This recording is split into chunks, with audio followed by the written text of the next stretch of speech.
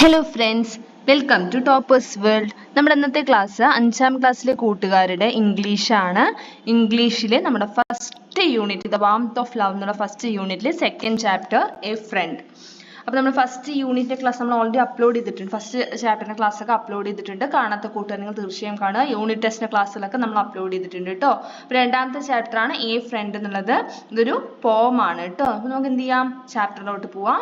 അപ്പോൾ അതിന് മുമ്പായിട്ട് നമ്മുടെ ചാനൽ ആദ്യമായി കാണുന്ന കൂട്ടുകാരാണെങ്കിൽ ഒന്ന് സബ്സ്ക്രൈബ് ചെയ്യുക. അപ്പോൾ ഇതാണ് നമ്മുടെ നമ്മുടെ സെക്കൻഡ് ചാപ്റ്റർ, ഫസ്റ്റ് യൂണിറ്റിലെ സെക്കൻഡ് ചാപ്റ്റർ എ ഫ്രണ്ട്.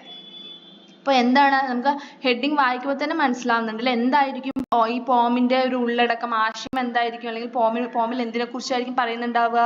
ഫ്രണ്ടിനെ കുറിച്ച് അല്ലേ, നമ്മുടെ നല്ല കൂട്ടുകാരൻ അല്ലെങ്കിൽ കൂട്ടുകാരി എങ്ങനെ ആയിരിക്കണം എന്നതാണ് ഈ പോമിൽ പറയുന്നത്.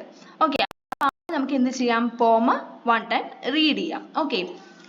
A friend is one who stands to share your every touch of grief and care. He comes by chance but stays by choice. Your prices he is quick to voice. എങ്ങനെയായിരിക്കണം നമ്മുടെ നല്ലൊരു സുഹൃത്ത് എന്ന് പറയുന്നത്? എങ്ങനെയായിരിക്കണം?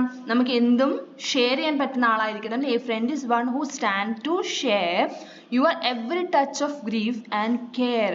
എന്ത് തന്നെയാണെങ്കിലും, എന്ത് തന്നെ പ്രശ്നമാണെങ്കിലും, എന്ത് തന്നെയാണെങ്കിലും എന്ത് ചെയ്യാൻ പറ്റുന്ന, നന്നായി ഷെയർ ചെയ്യാൻ പറ്റുന്ന ആളായിരിക്കണം. കെയർ ചെയ്യുന്ന ആളായിരിക്കണം. നമ്മുടെ ഓരോ പ്രശ്നങ്ങളും മനസ്സിലാക്കുന്ന ഒരാളായിരിക്കണം ഒരു സുഹൃത്ത് എന്ന് പറയുന്നത്. He comes by chance but stays by choice. ആ സുഹൃത്ത് നമ്മുടെ ലൈഫിലോട്ട് വരുന്നത് എങ്ങനെയായിരിക്കും? comes by chance, ഏതോ ഒരു ചാൻസിലൂടെ എങ്ങനെ വന്നു, പക്ഷേ ആ ഒരു ഫ്രണ്ട്ഷിപ്പ് കണ്ടിന്യൂ ചെയ്യണോ വേണ്ടയോ എന്നത് എങ്ങനെയായിരിക്കും? അവരുടെ ചോയ്സ് ആണ് അല്ലേ. അപ്പോൾ അത് നല്ലൊരു സുഹൃത്താണെങ്കിൽ എന്ത് ചെയ്യും? അതെ, ആ ഒരു ഫ്രണ്ട്ഷിപ്പ് ലൈഫ് ലോങ് എന്ത് ചെയ്യും? ആ ഒരു സൗഹൃദം തുടർന്ന് പോയിക്കൊണ്ടേയിരിക്കും. Your prices he is quick to voice.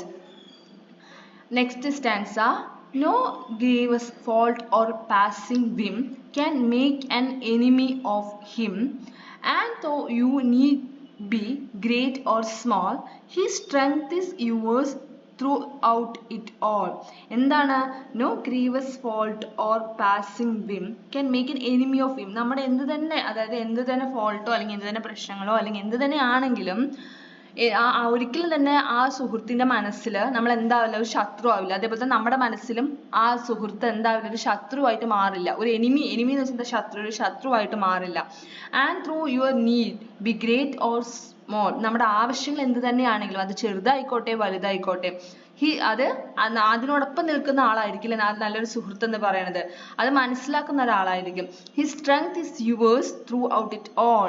ആ ആവശ്യം നിറവേറ്റാൻ ആ സുഹൃത്തിന്റെ എല്ലാ സ്ട്രെങ്ത്തും അതിനുവേണ്ടി ഉപയോഗിക്കും. എന്ന് വെച്ചാൽ ആ സുഹൃത്ത് അതിന് വേണ്ടിയിട്ട് നമ്മളോടൊപ്പം ഉണ്ടാവും എന്നാണ് ഇവിടെ മീൻ ചെയ്യുന്നത്. അതായത് നമ്മുടെ ആവശ്യം എന്ത് തന്നെ ആയിക്കോട്ടെ നമ്മളെ സപ്പോർട്ട് ചെയ്തിട്ട്, ആ ഒരു സപ്പോർട്ടിനെ കുറിച്ചാണ് പറയുന്നത്. നമ്മളെ അത്രയധികം സപ്പോർട്ട് ചെയ്ത് നമ്മുടെ കൂടെ തന്നെ നിൽക്കും. No matter where is the third stance നോക്കൂ.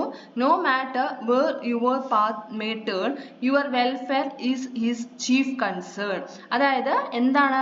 No matter where your path may turn, അതായത് എപ്പോൾ ഈ സൗഹൃദം വഴിപിരിയും എന്ന് വെച്ചാൽ എന്നാണ് ഈ സൗഹൃദം എപ്പോൾ എങ്ങനെയെങ്കിലും ആ സൗഹൃദം ഇല്ലാതാവോ, അതൊന്നും തന്നെ ചിന്തിക്കില്ല. എങ്ങനെയായിരിക്കും നല്ല സുഹൃത്ത് എന്ന് പറയുന്നത്? അവരുടെ പ്രധാനമായിട്ടുള്ള ഒരു കൺസേൺ എന്ന് വെച്ചാൽ എന്താ, അവരുടെ മെയിൻ ആയിട്ട് അവർ എന്തിനെ കുറിച്ചായിരിക്കും ചിന്തിക്കുക?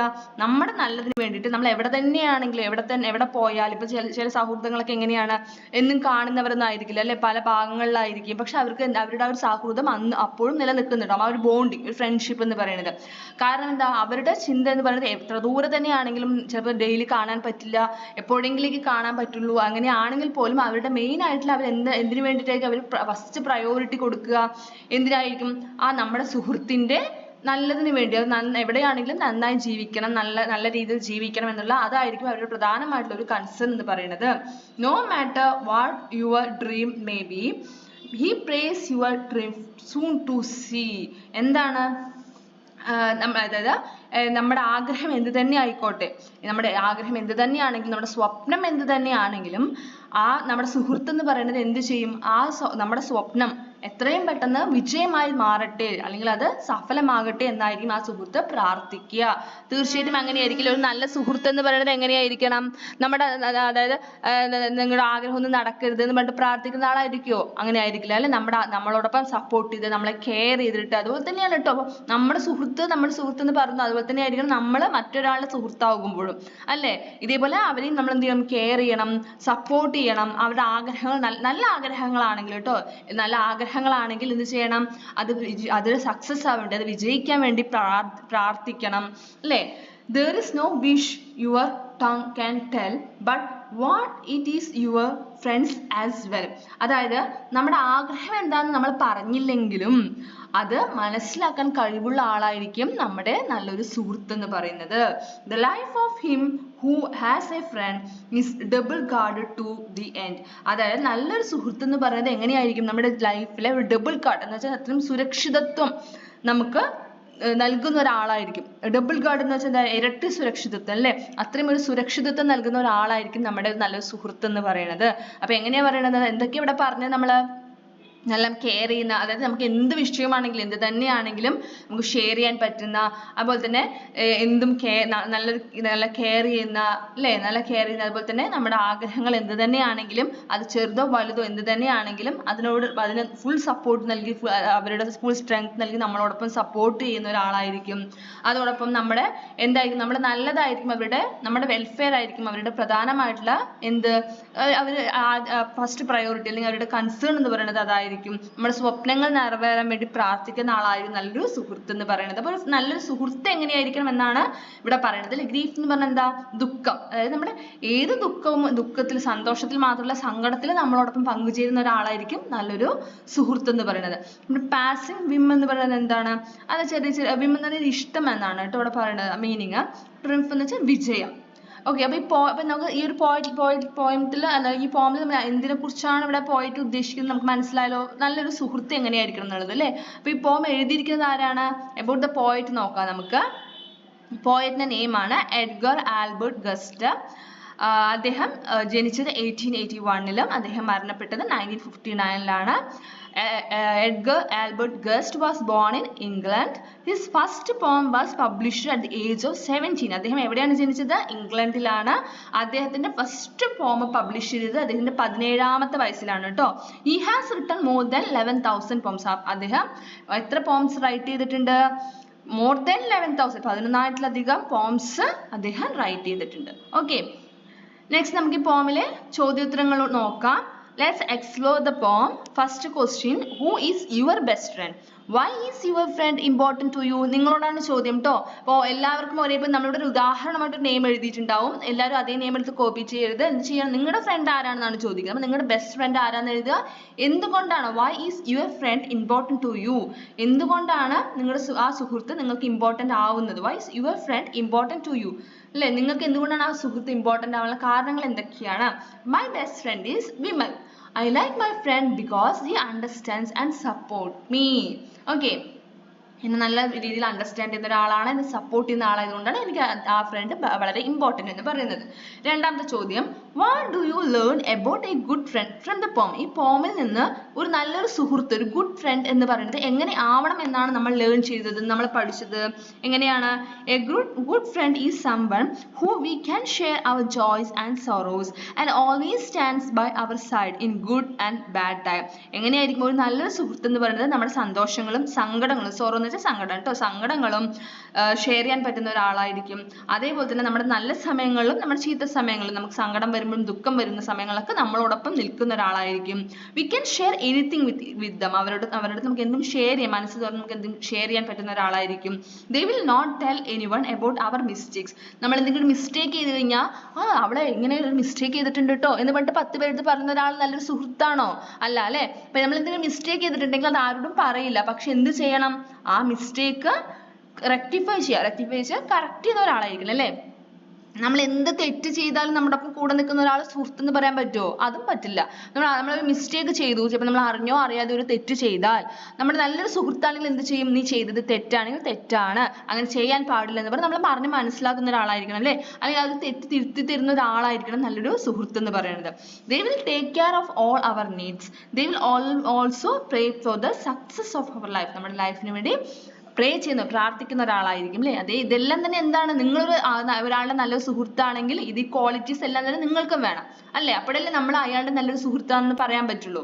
Next question, third one. How does a friend's presence make your life more secure?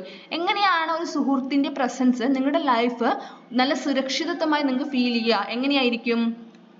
A friend's presence makes our life more secure because they support and help us in different times.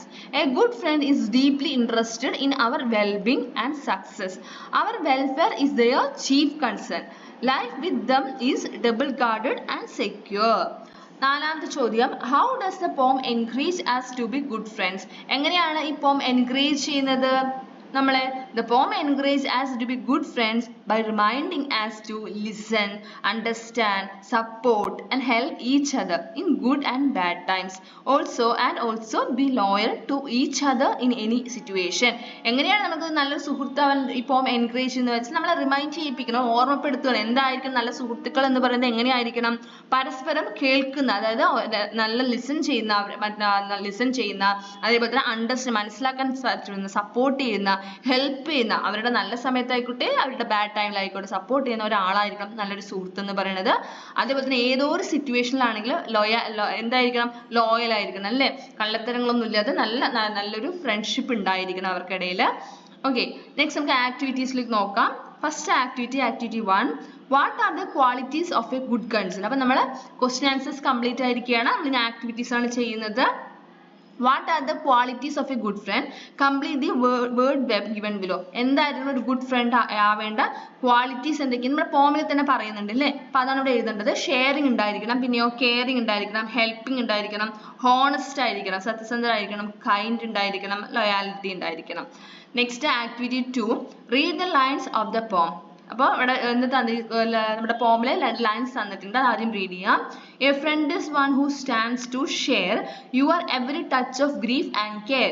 The words care and share end with the same sound. ശ്രദ്ധിച്ചോ, care share എങ്ങനെയാണ്? Spelling different ആണ്, പക്ഷെ pronunciation same sound ആണ് അല്ലേ? Care share.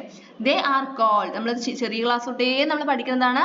Spelling ഡിഫറെന്റും പ്രൊനൗൺസിയേഷനും ഉച്ചാരണം ഉച്ചരിക്കുന്ന ശബ്ദം ഒരേപോലെയാണെങ്കിൽ അത്തരം വാക്കുകളെയാണ് എന്തെന്ന് പറയുന്നത്? Rhyming words. Find out more rhyming words from the poem. ഈ പോമിലെ ഇതുപോലെയുള്ള വേറെ റൈമിംഗ് വേർഡ്സ് എഴുതുകയാണ് ചെയ്യേണ്ടത്. നമുക്ക് എന്തൊക്കെ എഴുതാം? Choice, voice, whim, him, small, all, turn, concern, be, see, tell, well, friend, and. Next activity 3. You all have friends and do you know the likes and dislikes of your friends? നിങ്ങൾക്ക് എല്ലാവർക്കും സുഹൃത്തുക്കൾ ഉണ്ടാവും അല്ലേ?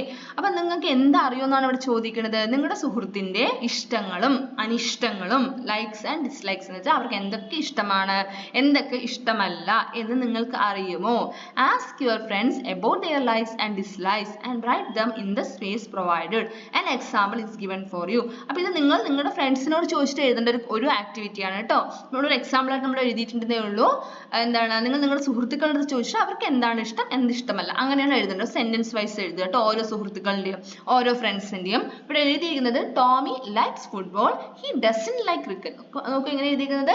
ഇഷ്ടമാണുള്ളതിന് ടോമിക്ക് football ഇഷ്ടമാണ്, അവന് cricket ഇഷ്ടമല്ല, ഇഷ്ടമല്ലെങ്കിൽ doesn't like. Okay, ഇതേപോലെ നമ്മൾ എഴുതിയിരിക്കുന്നത് Priya likes swimming, she doesn't like video games. Ramu likes ice cream, he doesn't like biscuits. Johnny likes reading books, he doesn't like watching TV. Okay, അപ്പോൾ 3 ആക്ടിവിറ്റീസ് ഉള്ളൂ അല്ലേ? അപ്പോൾ വളരെ ചെറിയൊരു ക്ലാസ് ആയിരുന്നു ഇന്നത്തെ. അപ്പോൾ എല്ലാവർക്കും ഇന്നത്തെ പോം മനസ്സിലായി കാണുന്നു കരുതുന്നു, ഇന്നത്തെ ക്ലാസ് ഇഷ്ടമായി കാണുന്നു കരുതുന്നു.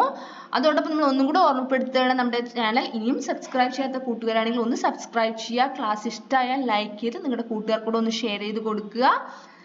Thank you.